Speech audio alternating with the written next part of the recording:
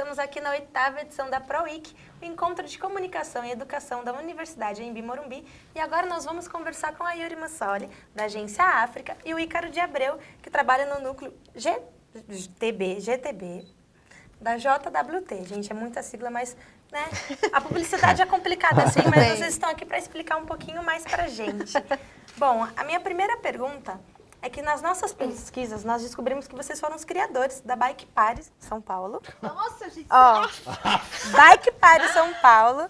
E vocês podem contar pra gente como que surgiu essa ideia e por que vocês não fazem mais parte dela? Já começamos, né?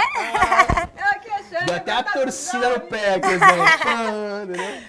Não, a gente, assim, é muito engraçado, porque eu conheci o Ícaro uns 7 anos atrás, e eu pedalava sozinha, e ele pedalava sozinho. E quando a gente começou quando a gente se encontrou na vida, Começamos a pedalar juntos. começamos a pedalar juntos. Por que não pedalar juntos? E a gente tinha um amigo em comum, o Dani, que é de agência também, de publicidade também, e que também pedalava. E aí éramos 3. Éramos 3 pedalantes. E aí o Ícaro tinha um amigo de São Francisco que estava fazendo a Bike Party São Francisco lá, que é um movimento bem grande, né? São Francisco é uma cidade onde as coisas acontecem assim, né? Em grande escala, movimentos, digamos. E a gente tentou iniciar esse movimento aqui em São Paulo, numa época que não tinha Haddad, não tinha ciclofaixa, não tinha, ciclovias na cidade. Que parecia ser impossível, né? Que era impossível, era loucura, né? Tipo assim, nossa família achava que a gente era muito louco por pedalar em São Paulo naquelas condições. E a gente fazia encontros mensais, certo? Mensais. Convidava a galera pelo Facebook. Nessa época já tinha, né, os eventos de Facebook, a gente fazia eventos no Facebook.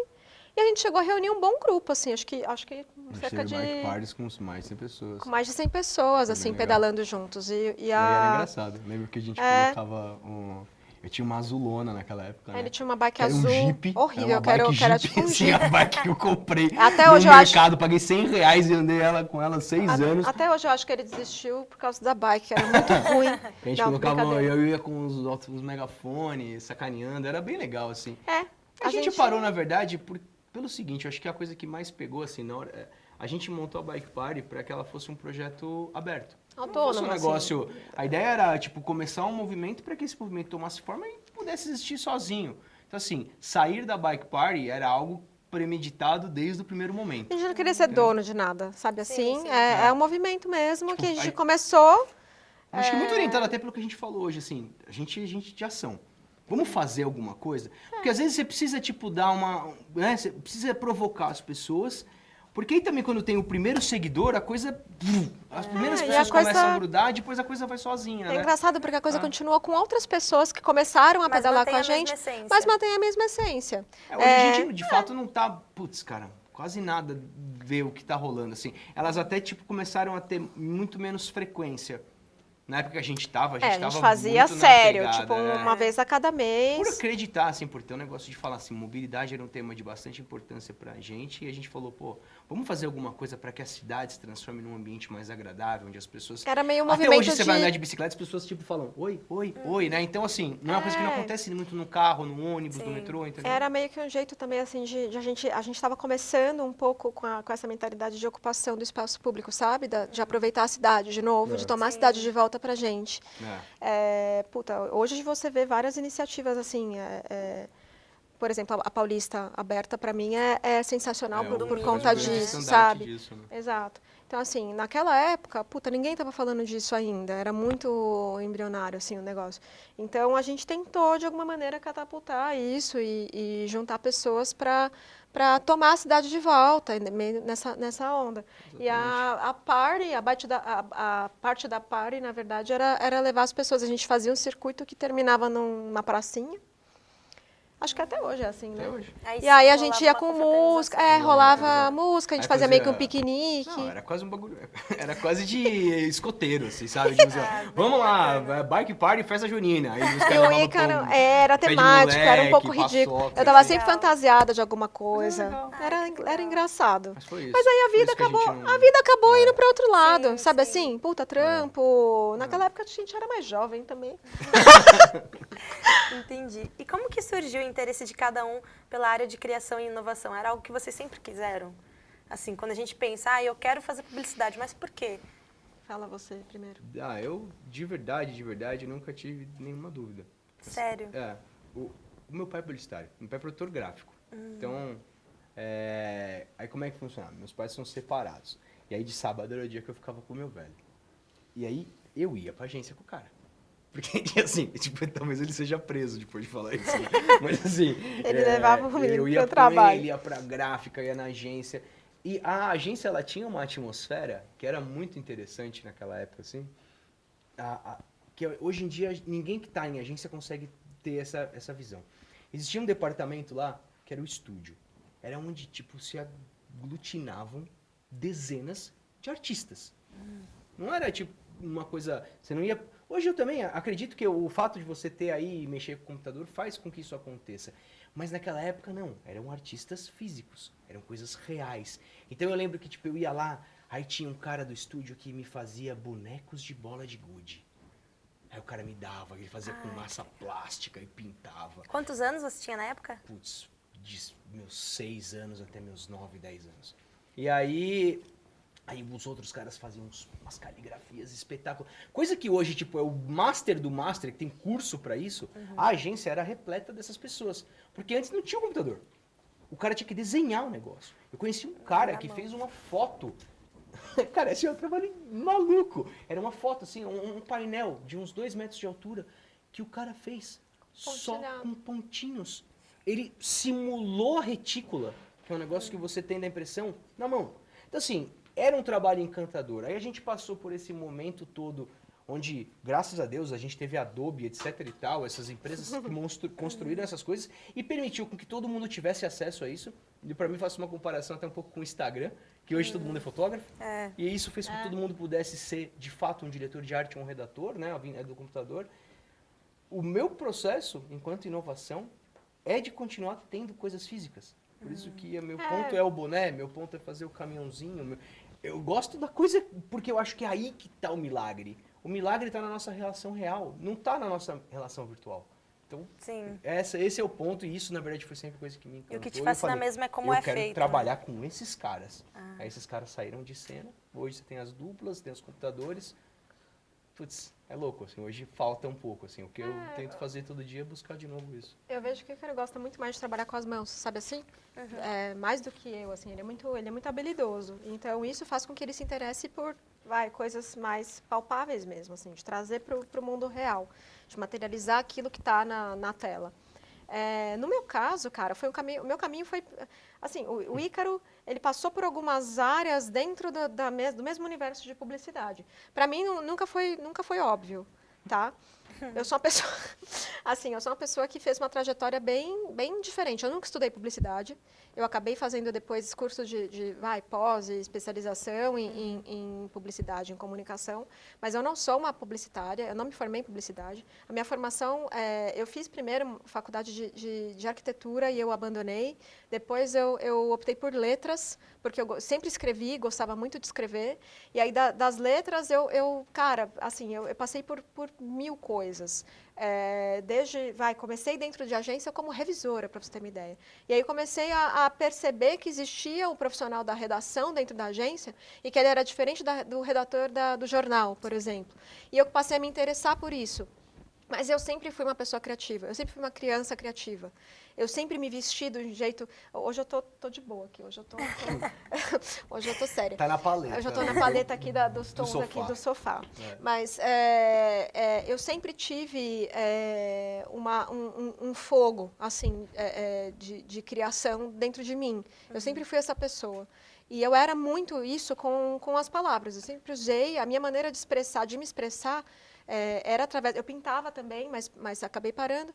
Mas sempre foi criativo, sempre teve a ver com criatividade. E a vida foi me levando, cara. Eu entrei... meu primeiro trabalho dentro de uma agência foi, na verdade, como recepcionista. Nossa. E aí, da recepção, eu virei revisora da agência. E aí, eu trabalhava meio período entre revisão e produção, porque eu comecei a ajudar. A revisão fazia parte da galera de produção, porque os impressos vinham. E eu trabalhava junto com um produtor gráfico, por exemplo, que, tipo, o pai do Ícaro da época. Coincidentemente. Assim. Coincidentemente, passei por uma agência que era onde o pai dele era produtor. Então, assim, foi um caminho muito louco, nada óbvio, e deu no que deu. E eu acabei indo parar na África hoje, assim. Tipo, não faz muito sentido, na verdade, mas essa que é a beleza das coisas, da criatividade, inclusive. E vocês acreditam que a publicidade ela pode ajudar ou influenciar na situação atual do Brasil? Porque a publicidade, querendo ou não, ela mexe com a formação de opinião, né? Uhum.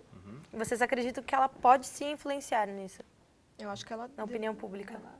Nossa, eu acredito que ela pode definir, não só influenciar. Eu acho que ela deveria. Porque se você olhar, tem um negócio que eu converso, eu passei por uma grande crise de consciência, quando eu estudava aqui na Embi até, de falar, poxa, será que eu estudo mesmo publicidade? Para que publicidade serve? E eu comecei a me questionar muito, assim, né, tipo, poxa, se tivesse uma grande hecatombe, salvariam os publicitários?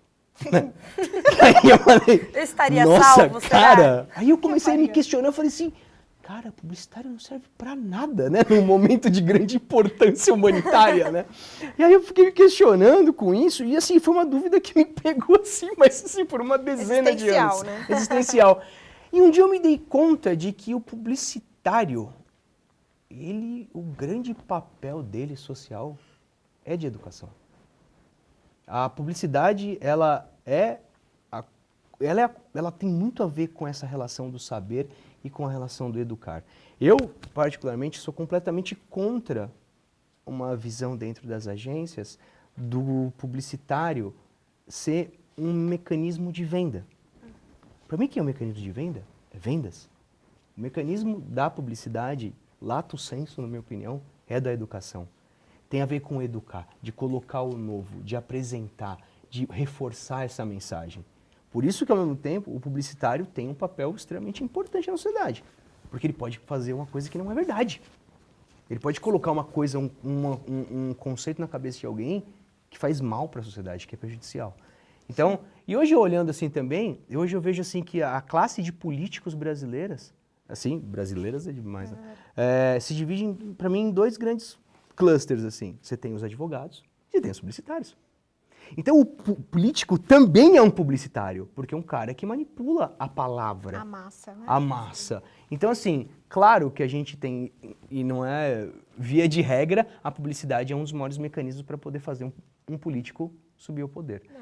Tanto é importante que Hitler usou a publicidade para fazer o que ele fez. Né? Então, assim, a gente precisa ser responsável e eu acho que a gente não tem, é o que a gente falou na palestra agora há pouco. Eu acho assim, não dá para você, hoje em dia, ser isento, sabe? Ou fazer de conta que isso não está acontecendo. Eu acho que a gente deveria, sim, se preocupar mais com isso e usar a publicidade para alertar as pessoas ou para fazer coisas que tenham a ver, de fato, com o que está acontecendo no mundo hoje e com o que as pessoas precisam saber. Eu acho que a gente precisava ser um pouco mais responsável.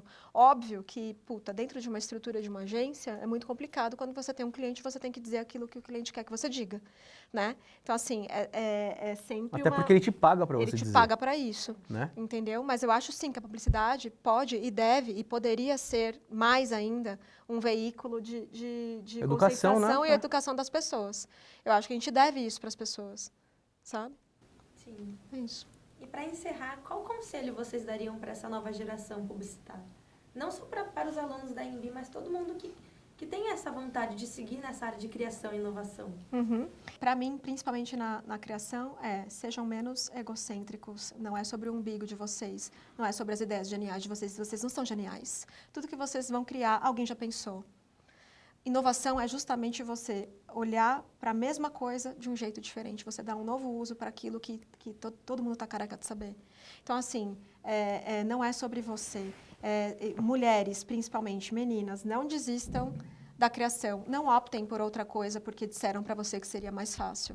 Optem pela criação, pelo amor de Deus. A gente precisa de mulheres, de gays, de diferença dentro das agências, de negros. A gente precisa ocupar esses lugares. A gente precisa ocupar esses lugares. E é quase como uma resistência, é quase como um protesto. Eu levantar todos os dias, eu ir para a África e fazer parte da equipe que eu faço, que embora eu tenha muitos privilégios lá dentro, inclusive, eu esteja cercada de pessoas muito especiais, eu ainda enfrento, assim como muitas outras companheiras de trabalho enfrentam dificuldades dentro das agências. Então, assim, sejam mais humildes, sejam mais humanos, procurem saber dos porquês das coisas, não tenham ideias que vocês julgam geniais e levem adiante sem perguntar a opinião de outras pessoas. A gente não pode ter uma ideia sobre racismo se você não perguntar para nenhum negro. Você não pode ter nenhuma ideia de empoderamento feminino se você não perguntar a uma mulher o que ela acha, no mínimo. Sem deixar essas outras pessoas fazerem parte do mesmo discurso. Então, assim, sejam responsáveis, criem de uma maneira responsável para pessoas de verdade e criem mais coisas de verdade do que de mentira. Não sobrou nada para falar agora, né? Desculpa. Tô brincando. Mas eu concordo 100%, assim. Essa é uma discussão que tá bem alta, assim, sobre como as coisas funcionam. Eu acho que tem uma coisa que é um ponto interessante. Eu não sei ainda se muito da geração de hoje ainda vem para a publicidade por um certo encantamento, por um certo glamour do que a publicidade é capaz de proporcionar. Esse encantamento, esse glamour, ele é muito pequeno hoje, assim, comparado a 30, 40 anos atrás. Então, eu acho que, de fato, a escolha da publicidade não é por ser um trabalho fácil nem por ter glamour. Eu acho que, sim, ele tem um compromisso, porque essa festa acabou. Mas tem uma outra festa começando, sabe? É uma festa que não é na madrugada, sabe? Onde está todo mundo loucão. É uma festa, tipo, de manhã, que vai estar todo mundo de bem, sabe? Que tá todo mundo, que é meio orgânico, meio vegetariano, e é meio um mix de tudo, e sabe, uma galera um pouco mais responsável. Eu acho que a comunicação que a gente está criando tem a ver com isso, e não com o excesso, que é uma comunicação muito pautada dos últimos anos. Acho que é uma comunicação de menos excesso, mais educacional, mais preocupado com o outro. Acho que é isso que é o que a gente tem que ter na cabeça. E sejam líderes melhores, sabe? Assim, sejam profissionais melhores do que a gente foi, do que as outras pessoas que vieram antes de nós todos foram. É menos Mad Men, gente. Não é, Mad Men não é a realidade. Ok, pessoal, não é a realidade. Não representa o que é hoje o mercado publicitário. Não tem glamour, não tem whisky. Sabe assim, parem de glamourizar o abuso que era a publicidade do passado. Parem de achar isso legal. Isso não é legal. Ninguém aguenta viver uma vida assim, a longo prazo. Ninguém tem família. Ninguém consegue sobreviver nessas condições, entendeu? Então, criem um mercado mais justo para todo mundo. Sejam pessoas melhores, pelo amor de Deus. A gente precisa. É verdade. Muito obrigada, gente. Foi um prazer enorme. Obrigado, obrigada Gabi. a Valeu. vocês.